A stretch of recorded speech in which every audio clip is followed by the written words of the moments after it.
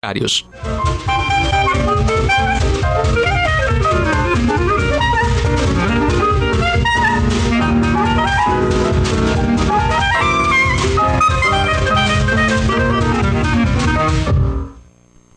volta com o Educador Entrevista, nós vamos falar um pouquinho a respeito do trabalho da Fundação José Lazzarini e também faremos aí um sorteio a respeito da ação social para o Dia das Mães. Estou aqui na companhia da Raíssa, obrigado pela participação com a gente. Bom dia, Raíssa. Bom dia, nós que agradecemos mais uma vez a parceria da TV Educadora, Luciano, com a Fundação José Lazzarini. Também com a Emanuele aqui, obrigado pela participação com a gente. Bom dia, Luciana. Obrigada. É sempre um prazer estar aqui com vocês, né? Representando a Fundação. Muito obrigada. Bom, quando nós pensamos aí na rotina de ações, né, da Fundação, muitas vezes as pessoas conhecem ou só uma parte ou não sabem direito o que é feito, né, Raíssa? Vamos falar um pouquinho da escolinha, né, e das ações desenvolvidas lá na escola. Sim, a Fundação José Lazzarini, ela desenvolve projetos na área da assistência social, da educação e da educação ambiental. Nós atendemos crianças de 4 a 10 anos de idade na Escola de Educação Infantil, Ensino Fundamental Campinho da Paz, e tem o projeto do Contraturno Escolar da escola, que é o projeto social Campinho em Movimento. A Escola Campinho da Paz, ela desenvolve atividades conforme as leis das diretrizes básicas da educação, uma educação formal e de qualidade. O projeto social Campinho em Movimento é na área da assistência social e desenvolve ações socioeducativas com as crianças. Nós temos o projeto social Pinóquio, que a Manu fala um pouquinho dele, e nós temos o programa Bateia, Batatais Educação Ambiental. Esse programa, ele desenvolve atividades na área da educação ambiental e também nós temos um projeto de captação de recursos, o Viveiro Florestal. Nós vendemos mudas para reflorestamento. Uhum. E essa dinâmica, né, Manu, eu acho interessante quando a gente pensa nessa gama de atividades, porque de certa forma uma conversa com a outra e se conecta com a outra. Isso, Luciano.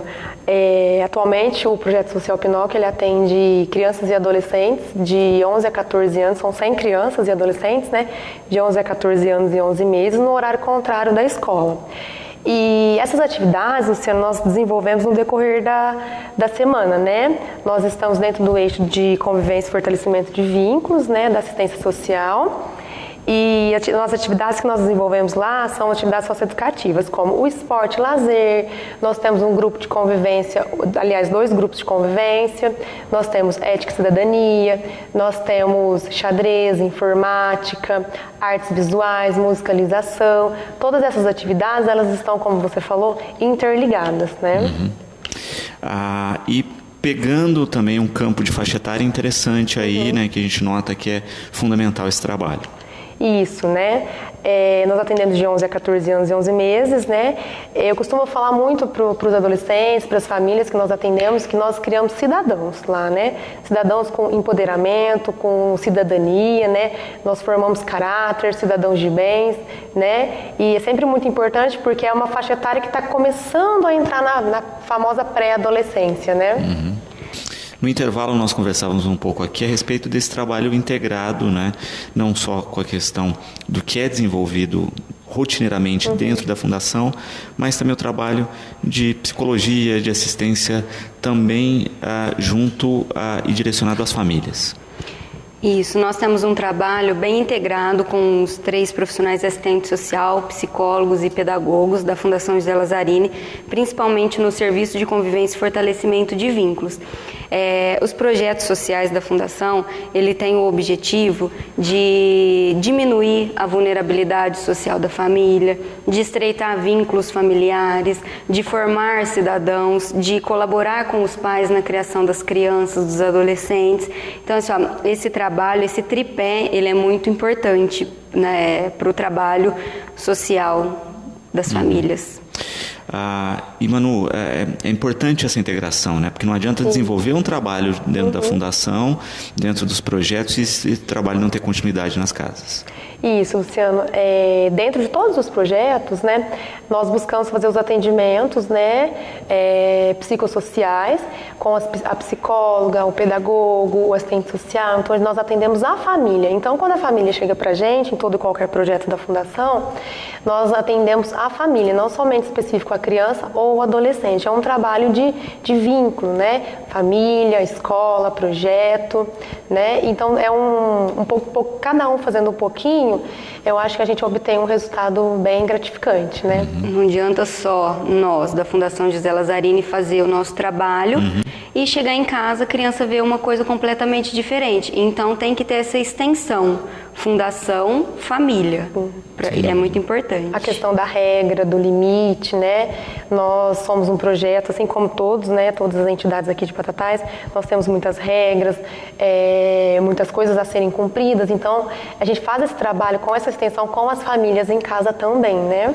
Perfeito. Principalmente hoje, no mundo que a gente vive, sem regras e sem limites, a gente tem muita dificuldade nesse sentido. Assim, principalmente dos pais cumprirem as regras, não somente das crianças e adolescentes. A dificuldade deles são menores, porque crianças, adolescentes são mais adaptáveis. O mais difícil é trabalhar isso com o adulto. E é o que a gente acaba vendo muitas vezes hoje, né? A questão da família com as escolas, isso tem sido um discurso rotineiro, né? Com todas as escolas, que a escola, os professores tomam medidas disciplinares e a família, ao invés de descobrir o que aconteceu, o que o filho, o que a criança fez, já automaticamente se revolta ou toma medidas contra a escola, né? É um absurdo que isso aconteça hoje. Realmente, Luciana, é um absurdo porque, como acabamos de falar, é um trabalho em rede, é um trabalho de vínculo, né? Então, assim, a participação familiar, tanto na escola, em toda qualquer instituição que a criança e adolescente estiver frequentando, é muito importante, né? A família ter esse contato com a escola diariamente, mensalmente, saber o que está acontecendo, não somente nas reuniões de pais, né, no caso da escola, ou nas reuniões socioeducativas, no caso de um projeto social, mas ter esse contato, né, ter este vínculo com a escola, com o projeto, né, é muito importante para o seu filho, né, porque estamos falando de uma criança e de um adolescente. E a gente tem que trabalhar isso mesmo, porque, por exemplo, hoje, no mundo que a gente vive, capitalista, é muito complicado. Então, por exemplo, o tempo é difícil para todo mundo, porque hoje em dia tanto o homem quanto a mulher trabalham, então necessitam de um financeiro para ter uma vida razoável.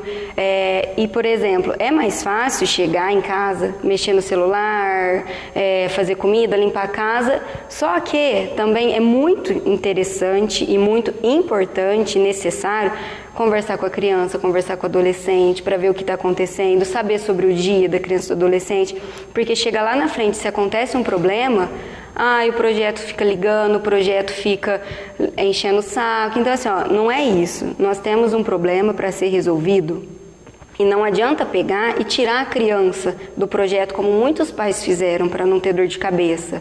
Só que chega lá na frente, vai ter um problema muito maior. Então, a gente tem o trabalho, a gente liga, a gente conversa, a gente chama, mas para a gente solucionar o problema, a gente tem que cortar o mal pela raiz agora. Perfeito. E como é que acaba sendo isso na rotina, Manu? Tem no começo um certo desgaste, até se compreender essa... Nós temos famílias que se adaptam muito rápido, desculpa, Luciano, porém famílias que não se adaptam, né? É desgastante tanto para o profissional quanto para a família, né? Recentemente nós realizamos uma pesquisa, né, Raíssa, dentro do projeto social Pinóquio, de crianças que fazem uso de medicações psiquiátricas, né? Há um grande número dessas crianças, né? Até às vezes no momento mais oportuno nós podemos vir falar que nós descobrimos vários indicadores, né? Às vezes essa criança está usando essa medicação de uma forma indiscriminada, aleatória, porque é o que a Raíssa falou, é mais fácil, né? Às vezes, chegar em casa, o importante é como foi seu dia, vamos sentar para conversar, mas é mais fácil, às vezes, colocar um celular ou um tablet na mão da criança, né? Da mesma forma acontece com a medicação, é mais fácil eu dar a medicação do que eu procurar alternativas, né? Então, assim, é muito desgastante, né? Quando as famílias não aderem às regras da instituição, não colaboram, mas temos famílias também que colaboram e muito, né? Quando a gente fala de todo esse trabalho, né, a gente também está falando da questão de que tem que haver recurso para manter toda essa infraestrutura, né? Daí as ações, as promoções e as atividades que complementam aí os convênios, parcerias que a entidade realiza. Isso. Além dos convênios municipais, estaduais e federais que a Fundação José Lazzarini tem, a entidade ela realiza 3, 4 eventos no ano para suprir o déficit financeiro da entidade, como também comprar equipamentos, coisas que a gente não consegue prestar contas, certo? E então a gente vive nessa constante busca de recurso financeiro, nessa constante realização de eventos para suprir essas necessidades. E por isso que a gente conta com várias parcerias. Uhum. E fundamental isso, né? Porque a gente pensa que o trabalho, toda essa qualidade que o projeto tem, que as ações têm, se concretizam nisso também, né? Nessas contrapartidas das parcerias. Com certeza, a entidade ela visa não só atender quantidade, mas a gente visa qualidade nos atendimentos oferecidos. Então, para ter isso, a gente precisa de profissionais qualificados, de recursos financeiros e dessas parcerias. Não só com o poder público, mas com empresas, com a população que nos ajuda bastante, comprando todos, abraçando nossa causa, comprando todas as ações que a gente faz. Então, é muito interessante. Inclusive, nós estamos com parceria para esse ano de 2018 com a Fotoálbum Universal, que em setembro tem a Caminhada Solidária, que esse ano o projeto da Fundação foi contemplado.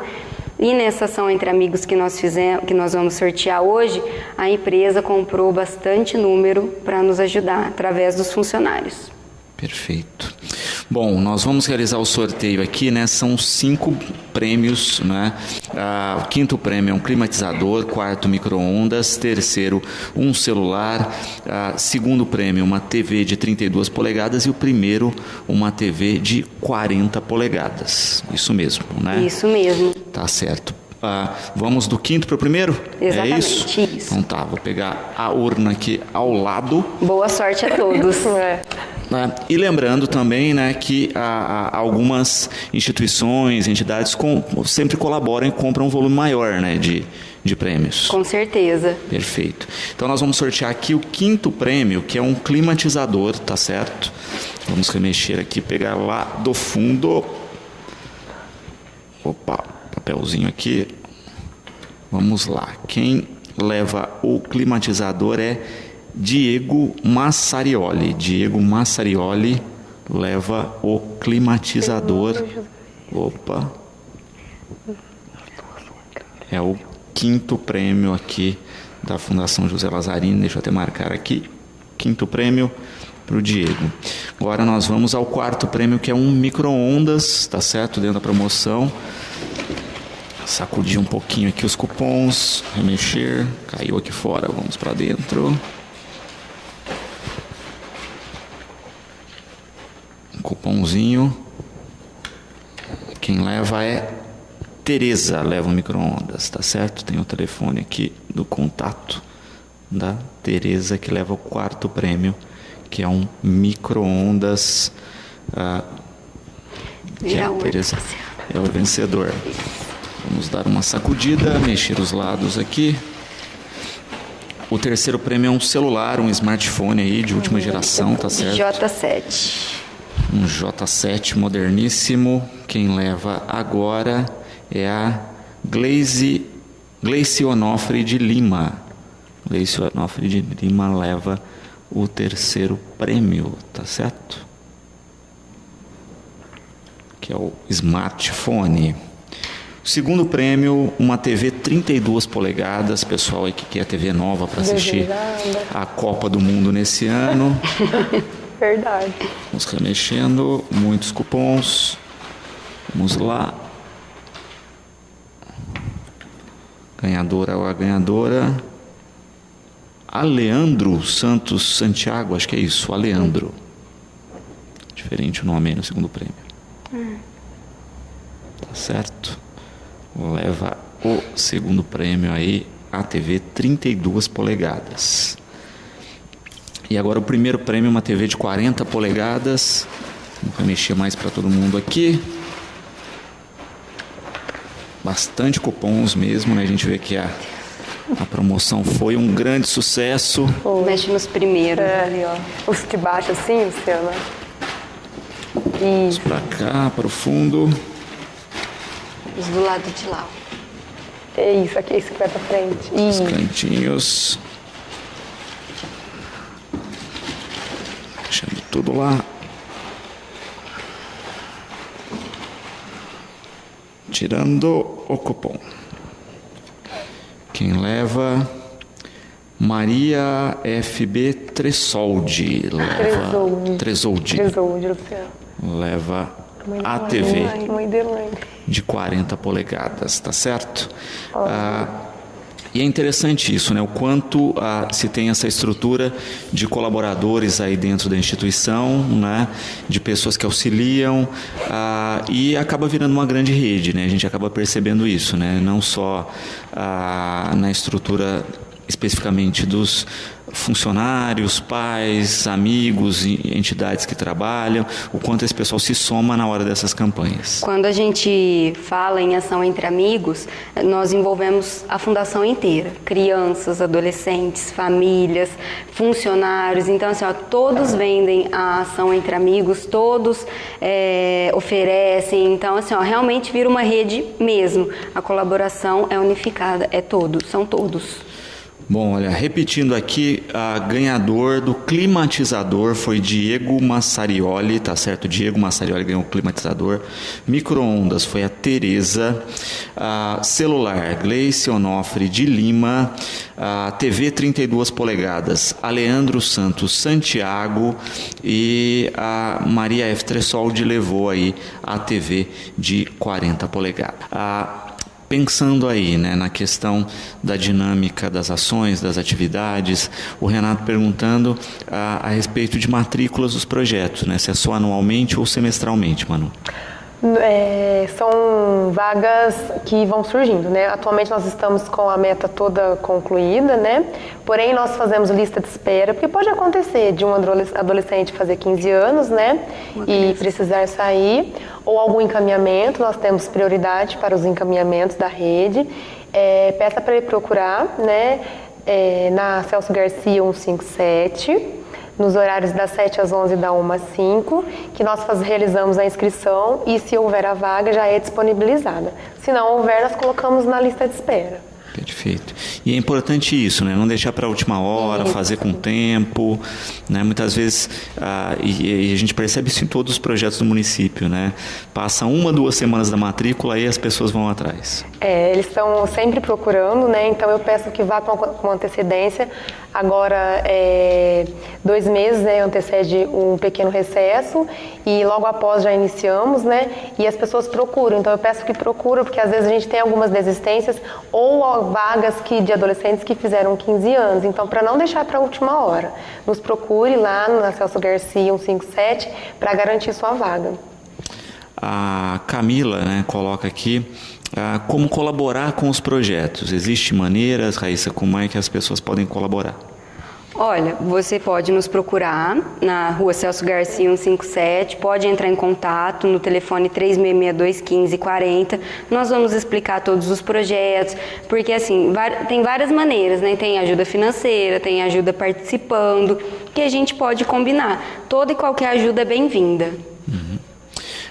E quando se pensa nessa questão, é isso, né? Olha, a possibilidade de conhecer os projetos da escolinha é muito importante, né? A gente vê que muitas vezes as pessoas colaboram, mas ir lá até o local, ligar, agendar uma visita, isso é interessante porque às vezes de observar o local surge uma ideia de auxílio para as atividades. Com certeza, nós estamos abertos para qualquer visita, nós somos uma entidade pública que nós gostaríamos que toda a população conhecesse. Nós temos a página do Facebook, a gente tenta manter sempre ela atualizada, porém nem todas as atividades a gente consegue postar. Por isso que é interessante a pessoa conhecer o trabalho nosso pessoalmente. Uhum. A Clarice parabenizando pelas atividades, diz que viu a fanfarra da Fundação lá na Feira do Amor, achou maravilhoso a proposta do projeto. A gente agradece muito, esse é o nosso objetivo. E também é interessante isso, né? A questão da quantidade de atividades que estão sendo feitas, além do tradicional do projeto, né? Acho que a fanfarra é um bom exemplo disso, né? Com certeza, a fanfarra ela está enquadrada dentro da oficina de musicalização, então a gente consegue trabalhar muitas coisas com essas oficinas e a gente consegue trazer as crianças para uma vivência, para uma outra realidade, então é muito interessante. Uhum. Eduardo, também parabenizando pelas atividades, diz que sempre se impressiona pela qualidade do serviço que vocês realizam e como é bonito ver as crianças uniformizadinhas e tão educadas dentro do projeto. Nós prezamos por isso, pela igualdade, pelos uniformes, então a gente tem essa regra dentro dos projetos da entidade, não só nós, funcionários, como as crianças e adolescentes também, por essa uniformização. A educação, ela vem de casa e também vem das regras e limites impostas pelos projetos. Uhum. Manu, eu quero parabenizar pelo trabalho, agradecer a presença, o programa está sempre à disposição e espero realmente que cada vez mais a gente tenha aí a possibilidade, né, de mostrar esses resultados da Fundação. E isso é sempre muito importante, né, Luciano, nós apresentarmos todo o projeto de todos da Fundação, todos os projetos, como a Raíssa disse, todos os projetos da Fundação, eles estão de portas abertas, né, para quem quiser visitar, ajudar, conhecer, passar um dia conosco também, né, Raíssa? E é sempre um grande prazer estar aqui. Muito obrigada, nós que agradecemos. Raíssa, obrigado pela participação. Você sabe que o programa está sempre de portas abertas. Eu que agradeço, em nome da Fundação José Lazzarini. A educadora é sempre muito bem-vinda na Fundação e sempre uma enorme parceira conosco. Gostaria só de falar que nós entraremos em contato ainda hoje com os ganhadores e nós entregaremos o prêmio na segunda-feira, tá? Muito obrigada. Bom, nós vamos a um rápido intervalo. Na sequência, quinto bloco, nós vamos falar um pouquinho a respeito da pastoral da sobriedade. Nós voltamos já.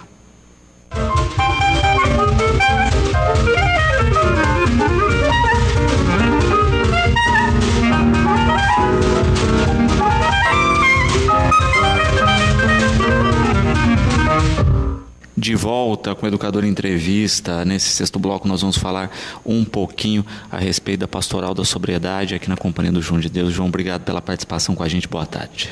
Boa tarde, Luciano. Eu que agradeço mais uma vez a possibilidade de nós estarmos aqui falando um pouco do nosso trabalho, por essa casa que sempre deixou as portas abertas para nós. Muito obrigado. Bom, para quem não conhece, o que é a Pastoral da Sobriedade?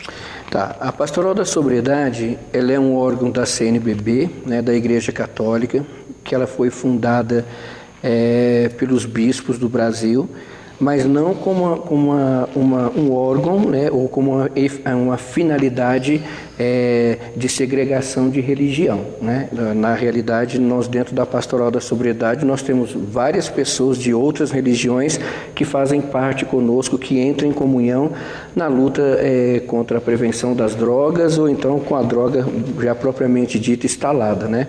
Então ele é um órgão da Igreja Católica, mas assim que tem a sua abertura para outras religiões, porque na realidade são famílias que são atingidas, não importa a raça, o credo, a condição social, né? Então a Pastoral da Sobriedade ela vem com essa perspectiva de ser mais um mecanismo, de ser mais uma porta aberta de ajuda a esses familiares.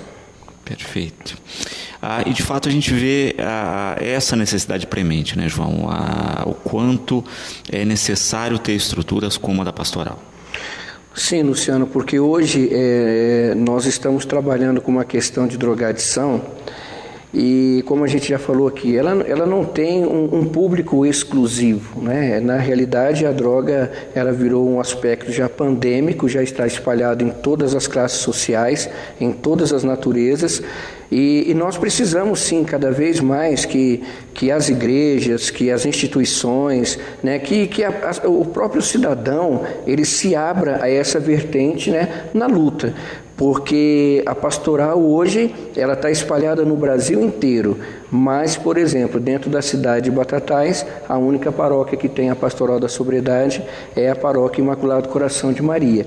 né, a Santa Cruz, com o Padre Reni. E a proposta nossa é fazer com que outras paróquias também possam aderir a esse trabalho, a essa vertente da igreja, que tem como cunho principal ajudar o próximo, né, dentro da sua necessidade, a família dentro do seu desespero, porque é desesperador sim para a família ter um membro usuário, um membro que sai e não tem hora para voltar, uma pessoa que chega em casa, leva tudo que está lá dentro, vende, e, enfim, né? E quanto mais portas abertas, estruturadas nós tivermos, melhor para o combate e a prevenção.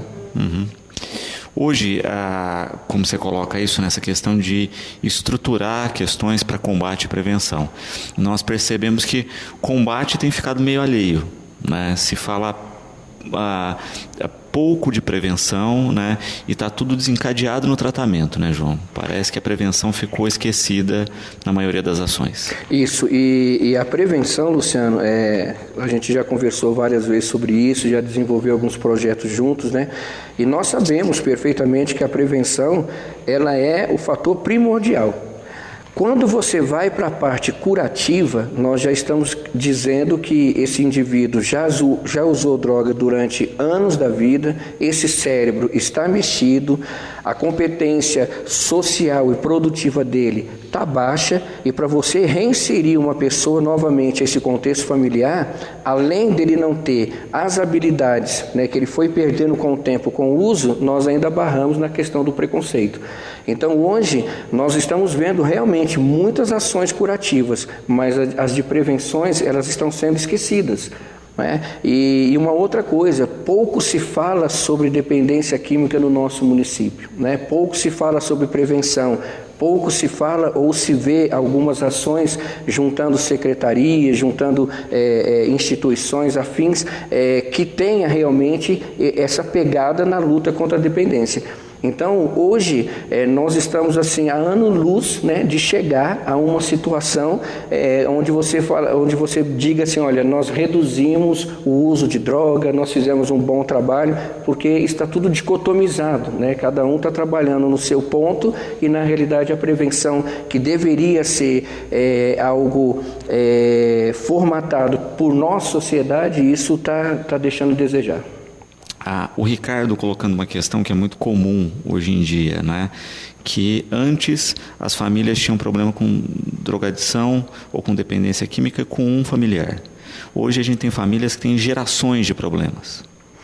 Sim. Nós discutimos no penúltimo grupo da Pastoral da Sobriedade sobre a importância da família, não na questão da dependência química, mas a família como essa geradora mesmo, né, de estruturas emocionais, biológicas para a sociedade. Então, cada um de nós, eu sempre digo, a gente não viemos de uma chocadeira, né, nós nascemos de uma família. Só que hoje, o que eu vejo, Ricardo, é que o termo normal ou normalidade, ele se apossou de uma tal maneira das nossas famílias que não importa se o adolescente ele já está ali bebendo, fumando, ou se a criança está tendo contato com aquela droga precocemente dentro da própria casa. Então isso se tornou normal. Essa normalidade que as pessoas acreditam que assim seja, ela é de um impacto fundamental posterior. Porque aquela criança, aquele adolescente que ele vê o uso de substância psicoativa dentro da própria família, ele não tem um divisor, né, para saber, olha, isso é errado, isso é certo, porque aquilo que está sendo feito lá fora, na sociedade, nas baladas, está sendo feito dentro da própria casa. Então essa criança, ela fica naquele impasse, né? É proibido, não é? É permitido, não é? Se meu pai e minha mãe fazem uso, então por que tanto questionamento? Então daí começa a surgir também os problemas genéticos, os problemas de geração, e que isso é difícil você quebrar, né? Para você quebrar isso daí, você tem que ter uma reeducação familiar, e muitas vezes a reeducação familiar se torna muitas vezes num apontamento de culpa. A culpa é do fulano, é culpa do ciclano, e ninguém quer saber de assumir as suas responsabilidades, e fica então a criança e o adolescente naquele fogo cruzado, né? É lógico que a sociedade em si lá fora, né, as baladinhas, as curtições dos adolescentes, quando um chega com uma determinada substância, não se causa aquele efeito, aquele impacto que antes nós tínhamos, né, de ver uma pessoa fumando, às vezes com um cigarro de maconha, né, na minha época a gente corria, né, quando via alguém com cigarro de maconha. Hoje não. Hoje é um tipo de droga que ela socializa, mas muito mais porque a criança e o adolescente não tem o próprio parâmetro dentro da própria família. Uhum. E de fato é uma questão que interfere ainda mais nessa problemática, né? Porque é a que a gente conversava com as meninas aqui da fundação. No passado, por exemplo, dentro da escola, né, a escola tomava uma postura disciplinar com relação aos alunos, os pais iam até a escola para se informar sobre e às vezes tomavam a mesma medida em casa, né, ampliavam o castigo, né? Hoje a gente tem uma postura que os pais vão até a escola e brigam porque o filho, né, sofreu alguma penalidade por um ato que cometeu. Então, estão tirando a responsabilidade. E a gente pensa na questão da droga, é isso, né? Às vezes, você tenta criar uma medida punitiva com o jovem, aí você chega na casa, os pais também são dependentes. É uma situação permissiva, né? Porque eu me lembro que quando eu estudava em São Paulo, tinha um diretor que só de olhar para a cara dele a gente tremia, né? Então você não podia chegar atrasado, você tinha que cantar o hino nacional, e tinha todo um respeito para você entrar na sala de aula, primeiro as garotas, depois os meninos, né? Hoje em dia, essa bagunça generalizou, né? Você vê que hoje o adolescente, ele enfrenta um professor, ele enfrenta uma direção de escola com muita naturalidade, e ele tem um respaldo lá atrás daquele pai e daquela mãe que pouco está se lixando para essa situação educacional. Então eles ainda vão lá na escola, discutem com os diretores e professores, e ainda em muitos casos que a gente já ouviu de direção de escola, vocês estão perseguindo meu filho. Né? Quando na realidade a escola, quando ela sinaliza uma situação, eu acho que o pai e a mãe, tem que ser assim, o pai e a mãe tem que estar lá, ouvir aquela realidade e seguir as orientações, porque aquilo que é barrado hoje dentro da escola, talvez por uma intervenção, uma suspensão ou algo parecido, é uma forma também da escola estar chamando a atenção desses pais para essa responsabilidade. Porque apesar do aluno estar dentro da escola recebendo as disciplinas, a educação ela é de casa, né? E quando essa educação ela é disfuncional dentro de casa, ela vai ser uma educação disfuncional dentro da escola. Então você imagina um grupo de adolescentes com uma educação disfuncional se encontrando no mesmo lugar, no mesmo horário, né? Qual é a escola, qual é a direção que aguenta isso? Perfeito.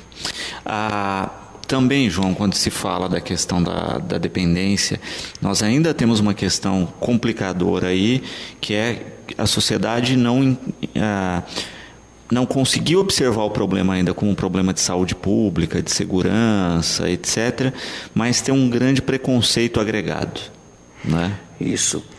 Existe a questão política, né? Porque a questão política ela tem que ser dita, porque quando você fala de dependência química e você propõe para a saúde uma ação, a saúde diz que o problema da dependência não é da saúde, joga para assistência, joga para educação, então fica aquele jogo de empurra. Então você imagina assim, Luciano, se pessoas esclarecidas como essa ainda não têm a definição de qual secretaria ou secretarias pertence à problemática da dependência química, você imagina a população que tem menos informação ainda sobre a questão dessa doença. Porque a dependência química, ela é uma doença. Ela é uma doença cerebral, ela é uma doença biológica, ela é uma doença que ela tem as suas manifestações positivas. Às vezes a pessoa está aí 10, 20 anos sem uso, ela tem um processo de recaída, ela tem um processo de lapso. Então tudo isso a sociedade precisava entender, precisava ter essa informação. Mas se dentro dessas secretarias, né, se dentro desses governos é um jogando para o outro, né, e ninguém quer saber da responsabilidade, cidade, então quer muito mais mostrar uma cidade bonita, com gramado cortado, iluminada. Isso não adianta, porque o povo também está ali fazendo esse uso de droga constantemente e não tem nenhuma ação, né? Você percebe que hoje um adolescente ele é pego com uma quantidade de droga, ele é levado para a delegacia e ele é liberado, né? Liberado para os pais. Os pais, muitas vezes, são os próprios protagonistas do uso de droga da criança, porque muitas vezes o próprio traficante, ou o primeiro traficante da vida daquele adolescente, foi o próprio pai e a própria mãe, né? Que financiou, vai buscar a bebida no bar, vai buscar o cigarro para o pai. Então, são questões aí que a sociedade não tem a informação, né? As nossas secretarias de governo muitas vezes fazem aquele pouco caso e vamos só partir para aquilo que dá ibope ou que deixa a cidade um pouco mais organizada. Então eu acho que a gente precisa descer do mundo encantado de Bob e começar a perceber que nós temos uma situação impactante dentro do nosso município e que ela, Luciano, a cada dia que passa, ela vai se agravando pela falta de informação e por essa conduta, né, que existe os governos e as secretarias de ficar um jogando para o outro. E vocês realizaram aqui, João, uma ação, né, para arrecadar recursos para essa pastoral. Isso. Já é a segunda ação desse tipo que nós fazemos, Luciano. Ele chama-se Ação Kit Churrasco, né? Então aí vai ter um refrigerante, vários tipos de carne, vai ter ali o carvão, enfim. E esses tipos de ação que a gente faz é exatamente para a gente custear, né, os gastos que a gente tem, as receitas que a gente tem por mês. E vale ressaltar, por exemplo, que nós da Pastoral da Sobriedade, nós temos uma casa no valor de R$900 que nós pagamos todos os meses. Graças a Deus hoje mais um aluguel foi pago, nós temos água, nós temos energia, nós temos alimentação. Então nós não recebemos ajuda governamental, nós recebemos ajuda do povo, né, que acredita no nosso trabalho. E o kit churrasco também é uma forma, né, de estar contemplando aí os nossos associados, né, que colaboram conosco com o valor, e a gente tem a possibilidade, quem sabe, de celebrar junto recebendo esse kit churrasco. Perfeito. Composto aí de vários tipos de carnes e refrigerante. Isso, sem cerveja, Pastoral da Sobriedade, kit churrasco, tá? Exatamente. Bom, então vamos ao sorteio, tá certo, desse kit aqui. Vamos posicionar com o Adriano, tá aqui o potinho. Boa sorte, gente, boa sorte. Vamos lá, remexendo, pegando aqui bem do fundo, vamos lá, vários cupons, apenas um. Quem ganhou foi o Milton Railan Alan, morador da General Osório, tá certo? Que beleza, parabéns. E o Newton Milan, tá certo? Newton Milan é o ganhador aí do kit churrasco. Beleza. João, a pergunta da Karina aqui, né? Como colaborar com a pastoral, como auxiliar a pastoral? Karina, eu acho que o primeiro momento, assim, acho que o primeiro passo é você ir lá conhecer, né? Eu acho muito interessante, as nossas reuniões, Karina, são todas as segundas-feiras, das 20 às 21h30. Posso dar o endereço, Luciano? Por favor. Tá? É na Luiz Esquarize, 346, no bairro Jardim Virgínia. Para ficar mais fácil como ponto de referência, a nossa casa é em frente à Escola Padre Benito e do lado ali praticamente da loja JP Modas, tá? Não estou fazendo propaganda não, é mais como ponto de referência.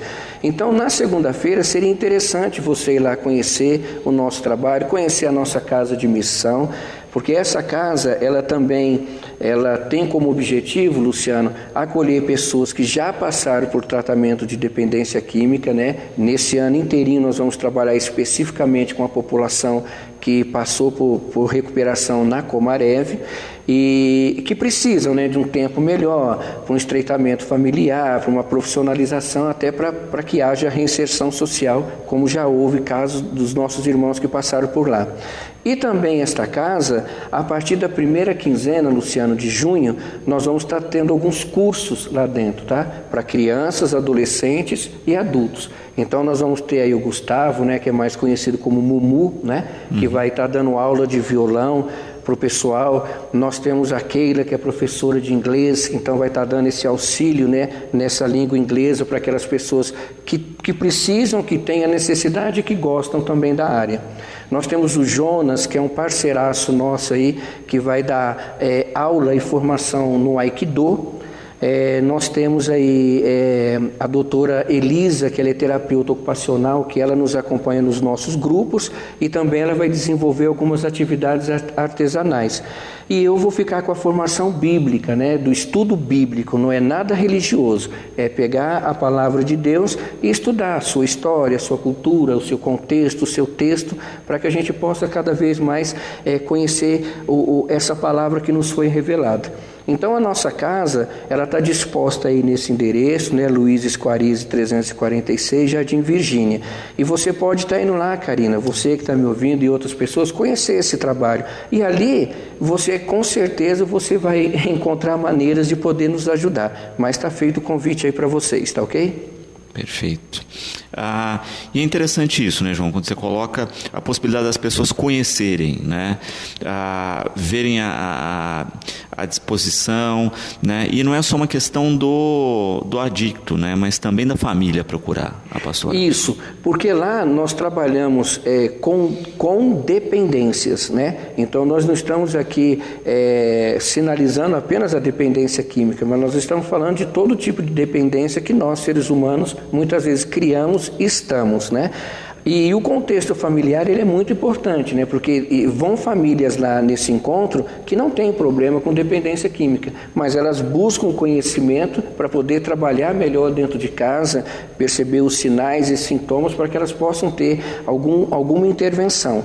Então é bacana que as pessoas vá conhecer, porque às vezes você chega no programa, você fala assim, nos ajude, nós estamos precisando de pagar isso, pagar aquilo. Todo mundo está precisando de pagar alguma coisa, né? Mas o interessante é que você conheça o trabalho, simpatize com o trabalho, se encante com o trabalho, porque isso é o que a gente tenta fazer, né, com as pessoas, para que as pessoas se encantem por esse trabalho e sabendo que qualquer ação, por mais mínima que seja, que você possa fazer, nós estamos de uma certa forma salvando vidas. Perfeito. Uma questão que eu acho que a gente tem que se inteirar com relação específica aí a questão da sobriedade, né? Que a droga não é só a questão da ilicitude, né? Droga não é só a droga ilícita. Cada vez mais nós temos dependência ligadas a drogas lícitas, né? A bebidas, a medicamentos, enfim. Isso. Quando nós falamos de dependência, a questão de drogadição, as drogas lícitas, elas vêm em primeiro lugar, né? Porque a criança e o adolescente, raramente ele começa já na maconha, crack, cocaína. Ela passa por essas estruturas do álcool, por essas estruturas do tabaco. Por quê? Porque dentro de casa ela tem esse acesso de forma muito natural, né? Então o experimentar para saber como é que tudo isso vai aguçando a mente daquela criança e daquele adolescente. Então é isso que a gente falava nos blocos anteriores. Se dentro de casa há um processo de normalidade da mesma forma que há fora, então fica muito mais fácil a criança lá ela ter acesso a essas drogas, porque dentro de casa é tudo permissivo. Por exemplo, eu já ouvi pais dizer assim, se eu pegar você bebendo e fumando, eu arrebento você inteiro, né? E são pais que bebem e são pais que fumam. Então a questão das drogas lícitas, ela tem um impacto fundamental para as outras drogas posteriores, né? Porque a droga lícita, ela tem uma coisa, Luciano, ela é vendida, ela é comercializada em todo e qualquer lugar, né? Então você tem um acesso muito fácil, muito grande sobre essas. As ilícitas, né? Quer dizer, você tem que ir lá nas chamadas biqueiras ou então nos deliveries que já existe por aí, mas ela é uma droga ainda um pouco mais reservada. Mas as drogas lícitas, a própria pesquisa da Unifesp, da USP, já vai deixar muito claro que elas são as drogas de primeiro impacto que uma criança e um adolescente experimenta no decorrer da vida. Perfeito. E de fato é isso, né? A observação da família tem que ser inicialmente com as drogas lícitas, né? Raramente a pessoa adere aí à drogadição diretamente numa droga ilícita, ela começa na droga lícita. Sim, exatamente pelo fato da facilidade, pelo próprio testemunho dentro de casa, né? Pela própria estrutura familiar, né? Então, enquanto a criança e o adolescente ele não tiver um parâmetro do que é igual e do que é diferente, né? Ele faz uma mistura, né? de todas essas estruturas, e para ele o que ele vai encontrar lá fora não difere nada do que ele vai encontrar dentro da própria casa. Por isso que às vezes a gente sempre fala nas palestras, né? O traficante não é aquela pessoa má, né, que a gente via nos filmes de antigamente. O traficante, ele é aquele que financia. Então a gente precisa entender quem são os traficantes da própria família, que muitas vezes somos nós pais que financiamos as primeiras drogas de uso para os nossos filhos. Sem dúvida. E muitas vezes iniciamos nas drogas, né? A gente ainda vê, né, infelizmente, né, em festas familiares, ou questões assim, que você está lá, a criança observando os pais bebendo, alguém fala assim, não, dá um pouquinho da espuminha da cerveja, né, para não ficar com vontade, etc. Até hoje eu não vi ninguém morrer de vontade, de nada, né? Mas a gente percebe a quantidade de pessoas que morrem por dependência química.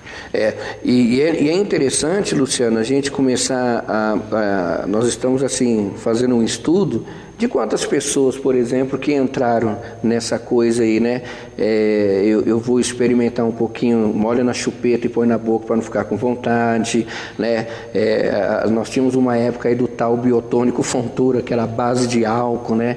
A cerveja preta para dar leite no peito. Então, está se desenvolvendo, ou já foi, se não me engano, não posso afirmar nesse momento, uma pesquisa dessa fase para cá, se teve ou não aumento de jovens e de adultos sofrendo com a dependência química. Porque, na realidade, foram estruturas lá atrás que nós tivemos, né, que não havia tanta informação, e que causaram dependência. E hoje, as estruturas dentro da família, dentro do ato social, por exemplo, uma festa de criança de 1 ano de idade, então o que mais você vê são pessoas bebendo, fazendo uso de bebida alcoólica, fumando, numa festa que deveria ser socialmente da família, né, e dos mais chegados. Mas você vê uma grande quantidade de pessoas fazendo uso.